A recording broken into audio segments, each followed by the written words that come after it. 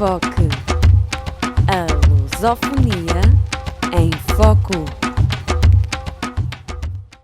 Bem-vindos a mais um programa Enfoque pela Rádio Transforme e pela revista Em Comunidade. Hoje o nosso convidado é o professor Michel Missi, da UFRJ, que vai conversar conosco sobre as milícias no Rio de Janeiro. Seja bem-vindo, professor. Mas antes que a gente comece, eu peço a você, nosso seguidor, que curta, comente, envie perguntas, se inscreva no nosso canal se ainda não o fez e compartilhe esse nosso conteúdo. Seja bem-vindo. Bem-vindo e obrigado por ter aceito o convite, professor. Eu que agradeço, obrigado, um prazer estar com vocês. Bom, eu queria começar com a seguinte pergunta. Como é que começa a milícia no Rio de Janeiro? Foi com a permissão de matar? Foi com a desculpa de que a polícia sozinha não dá conta? Como é que começa isso, professor? Olha, a milícia começa, na verdade, nos anos 2000. Já começa nos anos 2000. Mas ela é a Mas resultante... e o Esquadrão da Morte anterior? Não, ela é a resultante de um longo processo, Uhum. De corrupção dentro da polícia do Rio de Janeiro, especialmente do Rio de Janeiro, e também da introdução de soluções extrajudiciais de violências arbitrárias também dentro do aparelho policial. Isso começa, como você bem lembrou, com o aparecimento do Esquadrão da Morte, ainda no final dos anos 50 do século passado. O esquadrão teria começado para dar conta de uma mudança no padrão da criminalidade que se tornara muito violenta. Uhum. É claro que as decisões tomadas pelo então chefe de polícia eram decisões ilegais e clandestinas. Ninguém tomou conhecimento delas naquela época. Só depois ficamos sabendo do que estava acontecendo. E junto com o Esquadrão da Morte foram surgindo também grupos de extermínio, né, que vendiam proteção a comerciantes, pequenos comerciantes da área da periferia da cidade. Isso tudo, a partir dos anos 60, vai se transformando aos poucos numa enorme avalanche de violência gerando violência. Quer dizer, aonde o Estado tinha que proporcionar, não é, soluções legais, o próprio Estado acaba incorporando, através de vários dos seus agentes públicos, a violência como método de resolução de conflitos. Esse processo eu tenho chamado nos meus trabalhos de acumulação social da violência. A violência vai se acumulando, ela vai gerando novos frutos, vai produzindo também entre os criminosos respostas violentas à polícia, como não é comum em nenhuma parte do mundo. E começa, então, um processo que um cineasta chamou em seu documentário de uma guerra particular entre polícias e criminosos.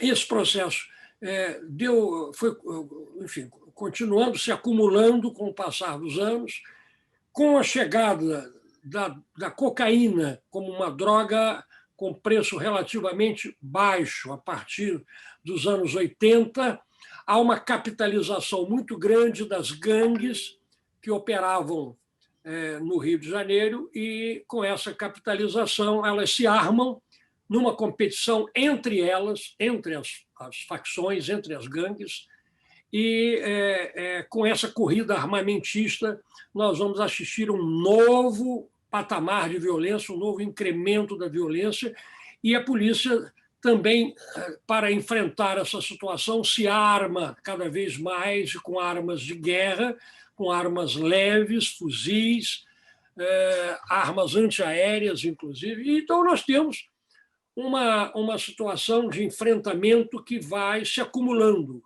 não é? Ao mesmo tempo, a corrupção policial. Quer dizer, ao mesmo tempo, policiais faziam transações com os traficantes nas favelas, não é, recebendo propina, recebendo recursos em troca de proteção. Eles prendiam, por exemplo, um traficante, depois eles soltavam esse mesmo traficante em troca de dinheiro. Não é o que eu tenho chamado de uma circulação de mercadorias políticas. Mas depois eu posso esclarecer melhor esse conceito. De modo que todo esse processo ele vai se acumulando. É um longo processo que durou 70 anos. Não aconteceu da noite para o dia. E as milícias foram o coroamento desse processo. E elas estão estrategicamente divididas no Rio de Janeiro, não é? Elas têm áreas de atuação. Como é que isso funciona? Uma briga com outra ou são todos parte de uma mesma, um tronco único e que acabam tendo divergências pontuais? Como é que isso se dá? As milícias começaram a partir da iniciativa de uma associação de moradores de uma favela da Barra da Tijuca. Era, até, aparentemente, uma tentativa legal de oferecer proteção aos moradores. Essa solução, que inicialmente parecia uma solução legal, como uma forma de, digamos, de segurança privada, que ocorre em muitos condomínios de classe média, ela foi ganhando, no entanto, outras conotações na medida em que esses policiais contratados começaram também eles próprios a extorquir comerciantes e moradores. Então, essa primeira milícia se desintegra naquele sentido inicial para ganhar outra forma. E, por efeito demonstração, outras milícias do mesmo gênero vão surgindo em outras partes da zona oeste da cidade do Rio de Janeiro, que é a área mais rural ainda, a área menos urbana da cidade. Nessa área, essas milícias se organizam em redes, e a primeira grande rede foi intitulada Liga da Justiça, provavelmente para homenagear o filme que fazia sucesso naquela época. E eles também com uma autoimagem muito boa, né, de super-heróis. Exatamente. Eles vendiam muito, né, essa imagem de que eles estavam ali para proteger os moradores, cobravam uma taxa, né, para os seus custos, digamos assim. E esse processo de crescimento dessas milícias produziu imediatamente uma reação do governo, uma reação do Estado. A Assembleia Legislativa do Estado do Rio de Janeiro iniciou uma comissão parlamentar de inquérito para apurar o surgimento dessas milícias.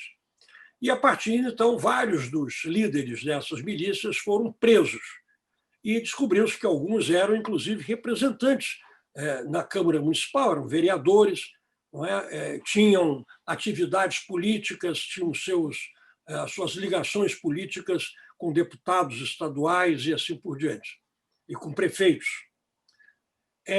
Bom, essa primeira leva foi reprimida, houve uma primeira repressão que atingiu essa Liga da Justiça, mas que não foi capaz de acabar com ela, porque apenas os seus líderes foram substituídos por outros e as redes se ampliaram cada vez mais na Zona Oeste e começaram também a chegar à Zona Norte do Rio, que é uma área tradicional do subúrbio da Carioca. Um subúrbio, são áreas históricas, que têm mais de um século de existência. Bom, aí, nesse caso, as milícias começaram a ter que confrontar os traficantes, que ocupavam morros na Zona Norte e também em algumas áreas da Zona Oeste. Esse conflito entre milícias e traficantes se acentuou com as operações policiais, o que significa dizer, as operações policiais legais desalojavam os traficantes de uma determinada área e essa área passava a ser ocupada por milicianos. Isso não quer dizer que eu esteja afirmando que a operação policial intencionava favorecer os milicianos, embora essa possibilidade exista. Mas, de fato, o que ocorreu foi isso, quer dizer, uma operação policial bem-sucedida afastava os traficantes daquela região e a milícia vinha e ocupava o lugar dos traficantes. Esse processo foi ocorrendo nos últimos 20 anos, de tal modo que se desenhou um verdadeiro mapa de ocupação das milícias hoje em grande parte da cidade do Rio de Janeiro. Por aquilo que eu vejo, ou por aquilo que eu me apercebo, o funcionamento das milícias é um pouco semelhante ao funcionamento da máfia italiana. Ela tem semelhança, sim, com a máfia, com as máfias sicilianas, mas é muito importante ressaltar, e essa é a diferença principal, é que as milícias são constituídas por agentes públicos, por policiais da ativa, ou policiais aposentados, ou policiais que foram expulsos da corporação policial por corrupção, por crimes, de modo que as milícias são constituídas por pessoas que têm ligações dentro do Estado, seja porque continuam agentes públicos, seja porque deixaram de sê-lo, mas mantêm vínculos importantes dentro do Estado, o que lhes dá muita proteção. Não é à toa que nós repetidamente verificamos que há muito mais operações repressivas contra o tráfico do que contra as milícias. Ah, tá. Era essa a diferença que eu ia lhe perguntar. Por que que há tanto, por exemplo, esse evento recente do Jacarezinho, né, que eles entram com tudo atrás dos pseudos traficantes, né, e muitos, a maioria, não tem nada a ver com o que eles procuram, mas mesmo assim são mortos e tudo, e não há uma ação espetaculosa assim contra milicianos, não é? Também há diferenças, né? Os milicianos, eles não ocupam o território da mesma maneira que os traficantes. Os traficantes precisam manter uma ocupação armada, clara, para inibir qualquer tentativa de invasão de outras quadrilhas, de outros bandos, de outras gangues. Já no caso dos milicianos, eles não têm essa preocupação, porque, embora não sejam todos, não formam uma única organização, eles são muito mais uma rede, mas uma rede de boa vizinhança, de modo que não há essa preocupação e a necessidade de uma ocupação armada visível, o que os torna menos vulneráveis a operações do tipo que são feitas com os traficantes. Mas, então, qual seria a maneira melhor, né, de se obter sucesso na repressão às milícias? Ora, antes de mais nada, né, através, como dizia aquele economista americano, buscando dinheiro, isto é, procurando dinheiro. Onde é que o dinheiro está indo? Né? Quer dizer, fazendo investigação da lavagem de dinheiro, não é? E também da chegada de armas a esses grupos, né? Infelizmente, a capacidade da Polícia Civil no Rio de Janeiro para realizar essas investigações é muito limitada, por várias razões, inclusive históricas. E o Ministério Público, a promotoria, também, até 2013, 2014, não tinha atribuições de investigação. Até então, ela só denunciava as investigações que eram realizadas pela polícia. A partir de 2013 e 2014, o Ministério Público obteve vitória no Congresso com uma lei que lhe permite investigar. Então, hoje, o Ministério Público vem constituindo forças-tarefas que permitem a ele exercer uma das principais atividades que eles deveriam exercer e não podiam, que é de fiscalizar a polícia, as polícias, a Polícia Civil e também a Polícia Militar, que é a que faz o policiamento ostensivo na cidade. O que a gente está vendo está levando a uma anarquia institucional? Sim, nós poderíamos falar numa anarquia do sistema policial, né? Uma anarquia do sistema policial que efetivamente contagia as instituições do Estado Democrático de Direito. Se nós associarmos a essa anarquia, né, o apoio político que esses grupos recebem de setores políticos de extrema-direita, não só no estado do Rio, mas também em outros estados, e que esse tipo de relação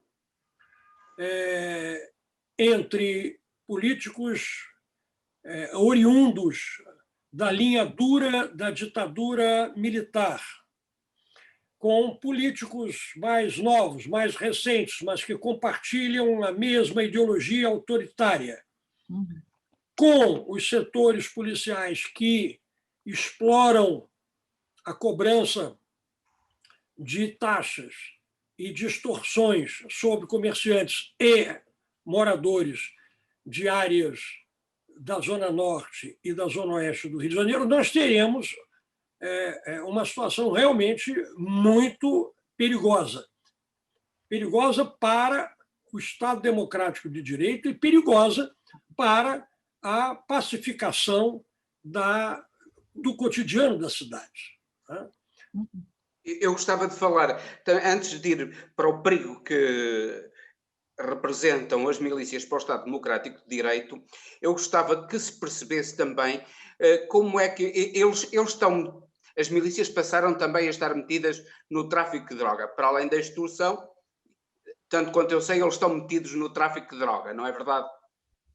Sim, de alguns anos para cá, as milícias começaram também a se envolver com mercadorias que antes eram oferecidas pelos traficantes, inicialmente, como, por exemplo, conexões clandestinas de redes de televisão, net, diferentes tipos de networks que eram oferecidos aos moradores clandestinamente por preços mais baixos que os oferecidos pelas empresas legais. Também ofereciam transporte clandestino através de carros com 12 assentos, 15, 18 assentos, chamados vans. Nesses carros, os milicianos ofereciam transporte clandestino alternativo aos transportes das empresas legais.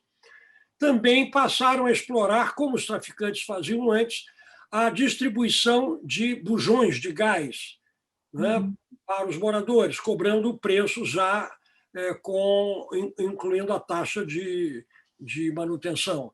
Então, essas atividades, a milícia deixou de ser apenas uma agência que oferecia proteção ilegal para passar também a oferecer outras mercadorias econômicas. Sim? E a partir do momento que ela começa a ver que está dando certo e que ela está praticamente ocupando o espaço que antes fora do tráfico, ela passa também a negociar drogas. Okay? E como é que ela faz a lavagem do dinheiro? Essa é uma boa pergunta. Essa é a pergunta que eu dirijo ao chefe da Polícia do Rio de Janeiro. Porque há pessoas que são conhecidas, né? Por exemplo, o filho do presidente condecorou um miliciano preso, um sujeito que tinha, inclusive, várias mortes nas costas e tudo, ele foi condecorado. As ligações da família Bolsonaro com milicianos são conhecidas e públicas. Não há aí nenhuma novidade. Ele, inclusive, fez propaganda da milícia como uma alternativa que era muito bem-vinda, não é? Durante para resolver os problemas de segurança no Rio, não é? E a amizade com Queiroz, com o miliciano Queiroz, e com o miliciano Adriano da Nóbrega, e com o Lessa, isso é mais conhecido, não é? O Lessa até habitava no prédio dele. Sim, tudo isso é público. Isto aí a imprensa já revelou. Nós temos investigações em curso sobre isso, que são feitas pelo Ministério Público Federal e tudo mais. Mas o que nós temos de efetivo é que a maioria do povo brasileiro, em eleições livres, elegeu, não é, o senhor Bolsonaro para a presidência da República. E essa eleição, evidentemente, num contexto político muito tumultuado pelas acusações feitas ao Partido dos Trabalhadores e ao ex-presidente Lula, evidentemente, facilitou a ascensão de um político até então medíocre, pouco conhecido nacionalmente, e de maior conhecimento, maior entrada apenas no estado do Rio de Janeiro, onde ele sempre atuou como deputado federal. Agora, eu queria pegar, desculpe lhe interromper, mas o senhor está falando assim, foram eleições livres, mas eu vi vídeos de pessoas apanhando, porque depois da eleição não teriam votado nesse ou naquele candidato que lhes foi encomendado votar. Então, se eles têm acesso ou não, ou usam disso, eles também coagem as pessoas ao voto, não é? Sim, isso pode ocorrer, mas isso não explica a vitória dele, porque a vitória dele foi muito grande. Isso. Uma diferença muito grande de votos para o segundo colocado, que foi o candidato do Partido dos Trabalhadores, o professor Fernando Haddad. Então, veja bem, nós temos uma situação que temos que ser realistas, né? Ele tem. Mas como é que eles se ligam com pastores, por exemplo, que mandavam votar? Que antes a pessoa era execrada. Depois, quando se opõe ao PT, aí eles passam a ter um valor que era quase incomensurável. Esse é o eleito, esse vai ser, como é que é? Deus não como é que é? Deus... É o Messias. Não, ele era o Messias, mas não é isso. Eles tinham uma frase que era, não era Deus prepara os escolhidos, é qualquer coisa. Brasil acima de todos, Deus acima. Não, eles usavam uma frase que era Deus não pega os escolhidos, ele, como é que é? Ele como se ele preparasse... Deus não beneficia, não prepara. Deus... Ele fez uma coisa assim. Então, as igrejas passaram... A minha família mesmo votou porque o padre da ala ultraconservadora da igreja falava que o caminho era esse para livrar o Brasil do comunismo. Não é? Isso aí, essa questão do anticomunismo. Como é que eles se juntaram com o anticomunismo da Guerra Fria? O anticomunismo da Guerra Fria, né, que continua ainda ocupando as preocupações de uma certa classe média que, enfim, ainda não entendeu a diferença entre social-democracia, por exemplo, e comunismo. Mas, enfim, vai demorar, talvez. Uma luta em glória. Mas não, veja bem, mas essa classe média votou no Lula. E esses evangélicos votaram no Lula. Pois mas como é que faz hoje... essa mudança? Né? Mas essas mudanças ocorrem muito no centro político brasileiro. E eu penso que não é muito diferente em Portugal.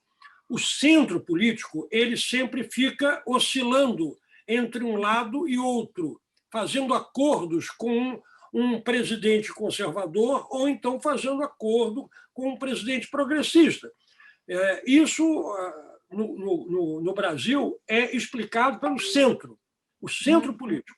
Tá? Porque antes da eleição do Bolsonaro e antes, né, da chamada crise da Lava Jato, que atingiu principalmente o Partido dos Trabalhadores, mas também atingiu o PSDB, que também ocupara a presidência o PT, não é? Foram vários que foram... Foram vários, mas o PT foi o mais diretamente atingido, até porque o ex-presidente da República foi preso em circunstâncias absurdas, completamente absurdas. E com as mídias todas, as televisões todas transmitindo o tempo todo. Fazendo aquele carnaval, né, que a gente viu. Fazendo um carnaval. Então, veja bem, esse contexto, essa situação, claro, facilitou muito a eleição do senhor Bolsonaro. Agora, ela não é capaz de explicar sozinha essa eleição. O Bolsonaro, na verdade, tinha e tem o apoio de um segmento relevante da população brasileira. Mas tem o apoio também das milícias organizadas. E o próprio filho, ou os próprios filhos, são votados nas favelas são votados maioritariamente nas favelas com o voto das milícias também. Sim. Mas as milícias sozinhas não elegem ninguém, eles são grupos pequenos. Na verdade, controlam populações. Controlam populações. Mais ou menos, né? Porque como é que o voto é secreto, na urna? Mas é isso, como é que eles usam esse poder e como é que uma pessoa diz não, eu não vou fazer o que você está mandando? A pessoa não precisa dizer não, ela concorda, mas lá na hora da urna ela vota o que ela quiser. Mas, por exemplo, o senhor falou sobre a adesão à segurança, a adesão a determinados serviços que são fornecidos por fora, não é? Que a gente sabe, inclusive a NET, quando eu morava no Brasil, fazia muita propaganda. Não compre gato por NET e tal, não invista no gato NET, né? Faça coisa. Mas a pessoa mora numa rua e que tem uma segurança, que tem um grupo que está ali oferecendo. Independente da rua ser tranquila ou não, eles oferecem aquela segurança e a pessoa tem que aderir. Qual é a possibilidade? Algumas pessoas concordam e gostam dessa segurança, entendeu? E outras não, mas se mantêm caladas, né? Como em qualquer parte. Agora, isso não é suficiente para explicar a vitória do Bolsonaro e nem o fato dele ter 30% de apoio, ok? No país todo, não é só no Rio de Janeiro. Então, é preciso compreender isso, porque é isso que está em causa, né? Como é que esse apoio se mantém e por quê, né? Não é um político de direita, é um político de extrema direita, é um político que quer o fim da democracia, né? Sim, que defende publicamente a tortura, que defende publicamente. O vice-presidente, agora, nesses últimos acontecimentos do Jacarezinho, chegou a afirmar que tem que matar mesmo, são todos bandidos. Então, veja bem, esse tipo de raciocínio, de mentalidade, ele não é exclusivo do vice-presidente nem do presidente. Ele é compartilhado por segmentos importantes da população brasileira. Assim como na França você tem 25% a 30% dos franceses apoiando um partido de extrema-direita, né? Assim como em Portugal também há essa ameaça que paira, nós sabemos disso. Né? Então, nós temos a Hungria, né? Nós temos, então, uma situação que nós temos que encarar como parte da realidade. Ela não é falsa, ela não é uma coisa conjuntural. Não, ela está dada e nós vamos ter que lidar com isso. A questão que vocês me colocaram sobre o caráter anárquico da situação no Rio de Janeiro, que é um caso específico, o Rio de Janeiro em relação aos outros estados, é que, além de você ter essa anarquia policial, você tem apoio político para ela. O governador do Rio de Janeiro apoia, ele é bolsonarista, entendeu? O anterior também era. O prefeito anterior também, agora o atual prefeito já tem uma relação um pouco mais... Entendeu? Então, nós temos no Rio uma situação que há hegemonia política desse grupo de extrema-direita no momento. E está difícil, né? Porque as esquerdas não se unem, as esquerdas estão divididas, né? E os partidos de centro estão apoiando a extrema-direita. Uhum. E há saída para isso. O Brasil tem saída para isso. Nós estamos a aproximar-nos do seu tempo, também não queremos roubar-lhe muito tempo, penso que já esclareceu algo muito importante que nós pretendíamos ver esclarecido, que os portugueses querem conhecer e que também convém que os brasileiros conheçam, porque há muitos brasileiros que provavelmente não conhecem ou se recusam a conhecer. Não há saída fora da lei. A única saída possível é dentro da lei, seja para a questão da criminalidade, seja para a questão da criminalidade organizada, seja para a questão das milícias, que também são uma forma de organização criminal. Não há saída senão dentro da lei. Não é fazendo operações assassinas, chacinas e massacres que nós vamos resolver isso. Esse é o método que vem sendo adotado há 70 anos. E esse método, ao contrário de pacificar, ele incrementa ainda mais a violência. É basicamente isso que eu gostaria de dizer, deixar claro nessa entrevista. Quanto ao futuro, bom, eu tenho esperanças que, a partir das eleições do ano que vem, muitas coisas possam se modificar nesse cenário. Não é? E eu espero e torço para que isso aconteça. E eu agradeço muito o convite de vocês para essa conversa. Nós é que agradecemos e penso que os nossos ouvintes portugueses e brasileiros até ficarão esclarecidos e muito bem esclarecidos com esta nossa entrevista. É uma grande honra para nós tê-lo recebido e agradecemos imensamente pelo seu tempo. E agradecemos também por você que nos segue, que nos curte, e pedimos a você que compartilhe esse vídeo, que mande perguntas, que comente e que se inscreva no nosso canal. Aguardamos você no próximo programa em Foque pela Rádio Transforma e pela Revista em Comunidade. Até mais.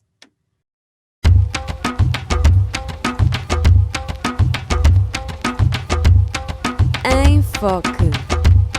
A lusofonia em foco.